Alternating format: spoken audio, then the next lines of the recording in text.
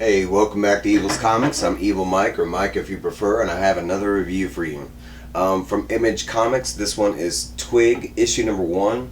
It is written by Skottie Young, art by Kyle Strahm, colors by Jean-Francois Beaulieu, and letters by Nick Piekos. And I know I mispronounced the second name, Jean-Francois, I'm sorry. No disrespect at all.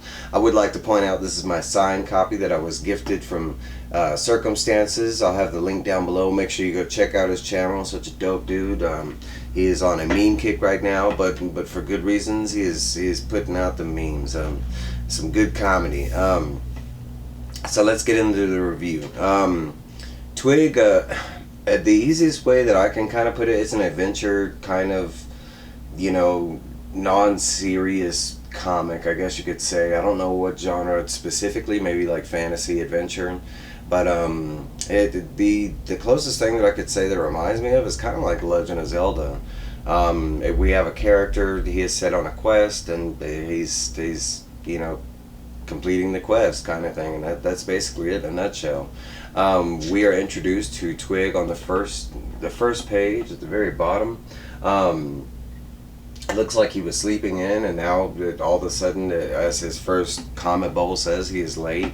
There's no clock in the room or whatever, but there is a bird going off on side, so I just kind of figured that he knows exactly what time it is or whatever. But the lateness plays a tardy in the story to come, so just keep that in mind. We do meet our other main character, which is this little bitty like snail octopus kind of guy. His name is Splat. He's kind of my favorite character. I know everybody talks about Twig, but Splat is dope. But we'll get there. Basically, it's Alice in Wonderland with the White Rabbit. Twig and Splat, they take off. They're supposed to be somewhere at the moment. They are late. At this point in the comic, it's just kind of showing you the land and how it's set up. But we do get to where he's supposed to be going, and he's supposed to be meeting Mount Gumpin. I think that's how it's pronounced.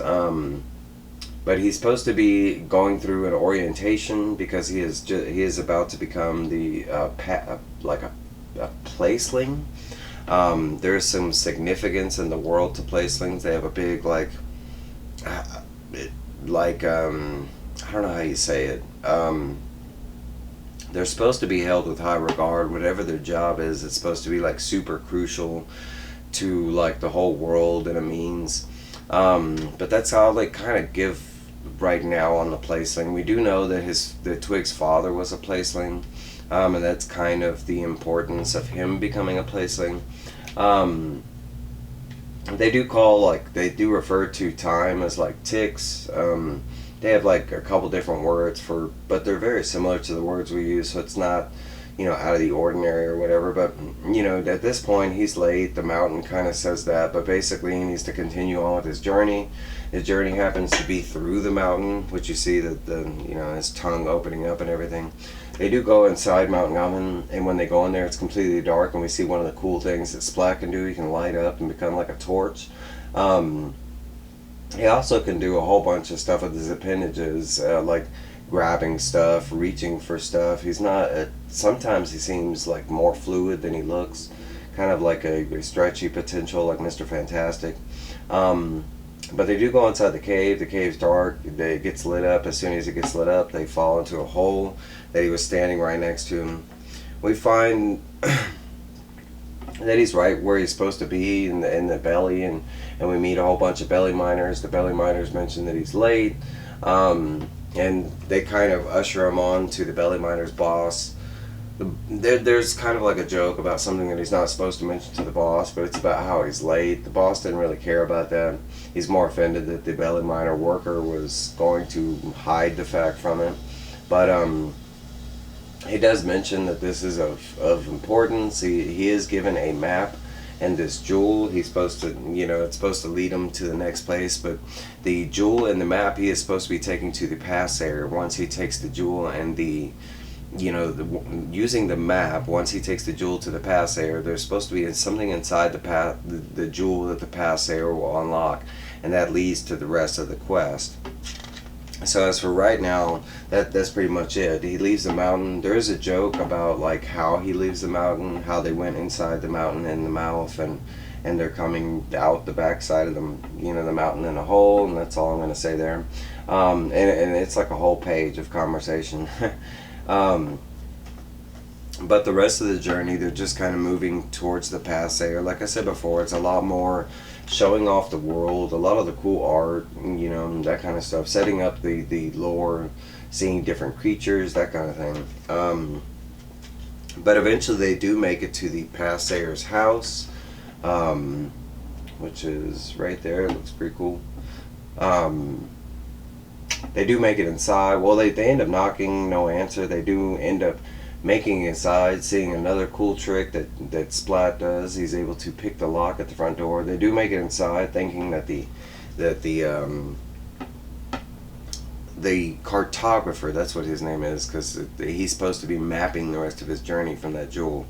They go inside to the cartographer's house, and when they go in there, this is kind of where the comic leaves off, and we see that the cartographer, the person that's supposed to read this jewel, has been passed on, and as you can tell, it looks like he's been passed on for quite some time.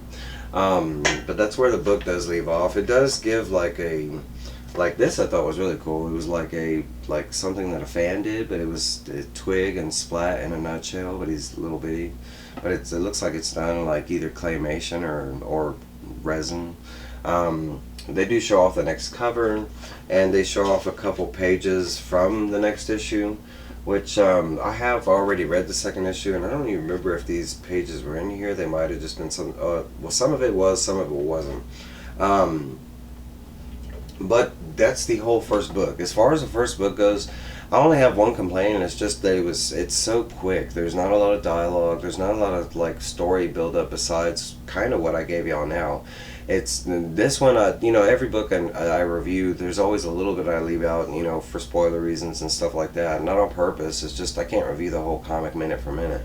But this one, it was just it's so quick and sweet and short that, you know, that there's not a lot more into it, but it's not a bad thing at all. I mean, the book is beautiful. The lore that they do set up and give you is pretty cool. I have read ahead, just curious to see where the book was going. It was a great read, but if y'all, I'm only gonna review the first issue. If y'all are interested in me reviewing the whole series, which I have, let me down below.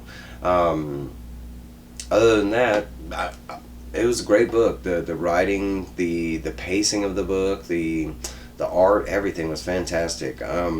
Please make sure and go check out Surcam Stances. Give them a hello. Tell them I said hi. You know. Other than that, please like, comment, subscribe. And that's all I got for you. You know. I'll let y'all go. I'll drop some more reviews later, and I'll be seeing y'all. Bye.